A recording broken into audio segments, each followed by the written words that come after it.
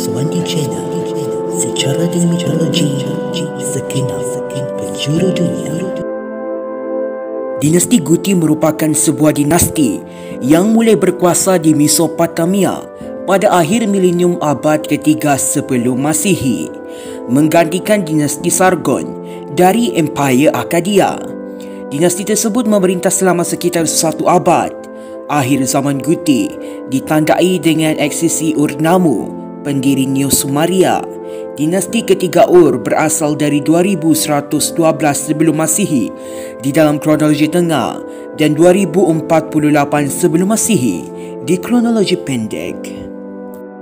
Berdasarkan dokumen Daftar Raja-Raja Sumeria, bangsa Guti pertama menaklukkan Raja Ur-Utu dari Kerajaan Uruk yang saat itu menjadi bawahan Kerajaan Akkadia. Selanjutnya pada tahun 2115 sebelum Masihi, Guti menghancurkan kota Akkadia.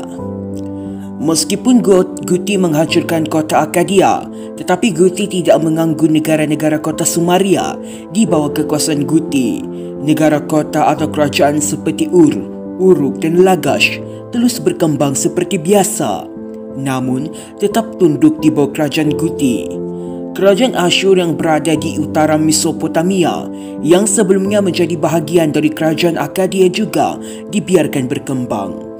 Di bawah penguasaan Guti, negara-negara kota yang menonjol adalah negara kota Lagash di bawah raja yang terkenal iaitu Gudiar. Lagash mendukung kemajuan dalam bidang seni yang dibuktikan dengan banyaknya temuan arkeologis di negara kota tersebut. Masa penguasaan Guti berlangsung selama sekitar 1 abad. Sekitar tahun 2050 sebelum Masihi, kerajaan Ur uruk dan menyingkirkan mereka dari Mesopotamia. Ur kemudian mengalahkan Uruk dan menjadi penguasa baru di Mesopotamia di bawah raja yang terkenal bernama Ur-Nammu yang memerintah 2000 sebelum Masihi.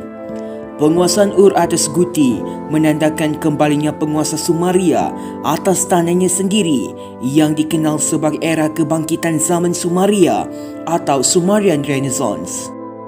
Great Ziggurat of Ur selain ikut dalam menyingkirkan Guti, Ur-Nammu juga membuat undang-undang Ur-Nammu yang membangunkan zigurat seperti Ziggurat Agung Ur, serta menghidupkan kembali pembangunan bahasa Sumeria yang hampir sahaja punah ditelan zaman akibat kedatangan bangsa Semit atau Semitasi. Undang-undang Ur-Nammu ditulis pada lempengan-lempengan tanah liat dalam bahasa Sumeria sekitar tahun 2050 sebelum Masihi.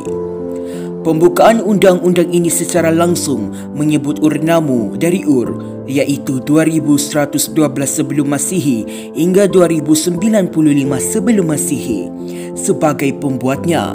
Namun, para sejarawan meyakini bahawa yang membuat adalah anaknya iaitu Shulgi. Undang-undang ini lebih tua dari 3 abad daripada Codex Hammurabi yang muncul pada masa Babilonia. Isi dari undang-undang ini berpola kasuistik, iaitu jika melakukan kejahatan tertentu, maka akan mendapatkan hukuman tertentu.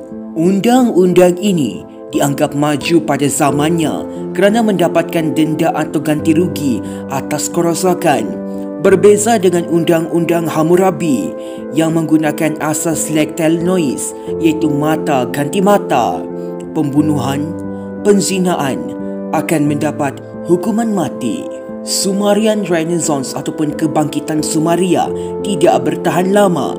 Sekitar tahun 2002 sebelum Masihi, bangsa Semitik yang lain iaitu bangsa Elam dari Parsi menaklukkan bangsa Sumeria di Ur serta menjadikan Larsa sebagai pusat pemerintahan. Tidak lama berselang, bangsa Amori dari wilayah Suria merebut kota-kota Semeru Akkadia yang dikuasai oleh Elam.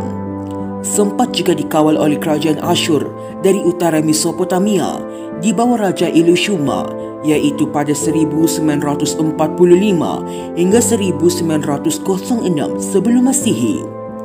Bangsa Amori di bawah Syamsi Adat I kemudian berhasil mengusir bangsa Assyria dan bahkan menduduki Mesopotamia Utara.